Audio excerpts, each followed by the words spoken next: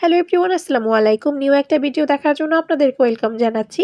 আজকে আপনাদেরকে তৈরি করে দেখাবো খুবই উপকারী একটা রেসিপি, যেটা হচ্ছে গরম মসলা। হোমমেড গরম মসলা আপনারা কিভাবে ঘরেই তৈরি করবেন সেটাই আপনাদের সাথে শেয়ার করব।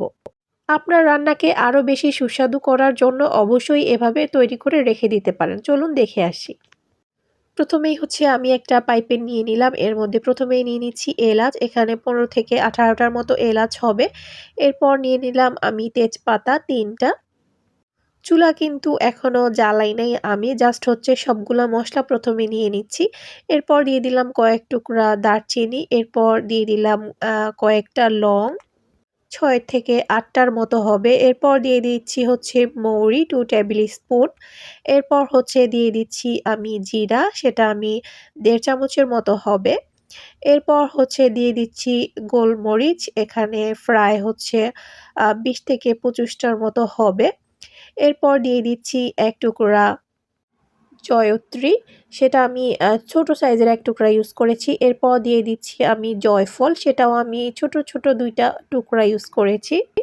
এরপর নিয়ে নিচ্ছি আমি শুকনা মরিচ, এখানে প্রায় ১০ টার থেকে বেশি আছে। এগুলা মিনি সাইজের হচ্ছে শুকনা মরিচ, তবে খুব ঝাল আছে।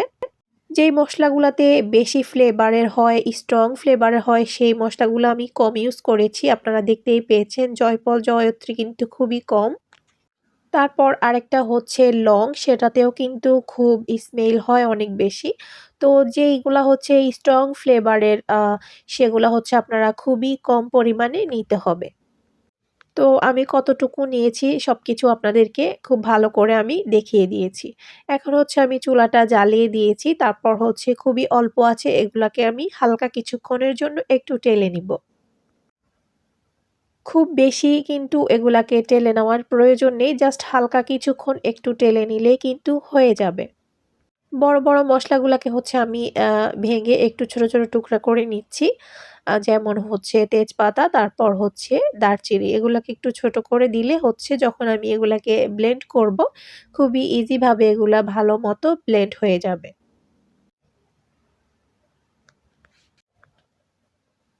তো এই যে এগুলাকে হচ্ছে নেড়ে-চেড়ে একটুখানি এগুলাকে মানে সুন্দর একটা দেখবেন ঘ্রাণ বের হবে। ওই পর্যায়ে হচ্ছে আপনাকে চুলা থেকে নামিয়ে ফেলতে হবে।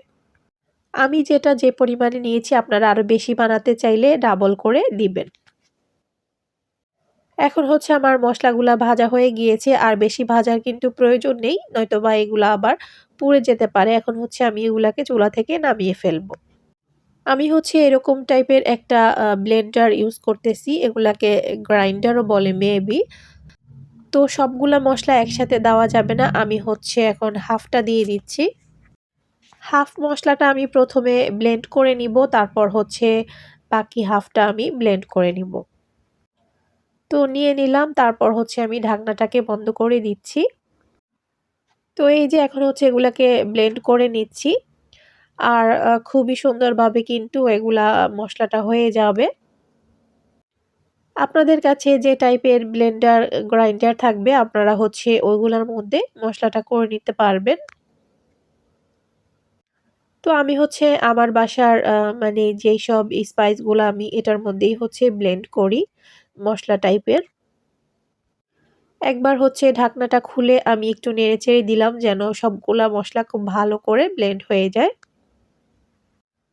এরপর হচ্ছে আমি আবারও এগুলাকে ব্লেন্ড করে নিলাম, আর এখন কিন্তু মসলাগুলা হয়ে গিয়েছে। আর ঢাকনার মধ্যেও দেখতেই পাচ্ছেন অনেকগুলা মসলা, তো সবগুলাকে হচ্ছে আমি এখন একটা বাটিতে নিয়ে নিলাম। এরপর হচ্ছে বাকি যেই হাফ মসলা ছিল সেগুলা নিয়ে নিলাম আমি আবারও। এখন হচ্ছে এগুলাকেও আমি সেইম ভাবে গুঁড়া করে নিব। আর বাসার মধ্যে মসলা তৈরি করা খুবই ইজি, দেখতেই পাচ্ছেন কিভাবে হয়ে গেল।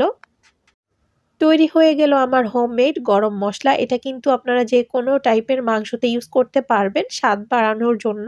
সাথে, সাথে হচ্ছে আপনারা মাছেও ইউজ করতে পারবেন। একবার বানিয়ে আপনারা হচ্ছে কয়েক মাস পর্যন্ত এটাকে ইউজ করতে পারবেন।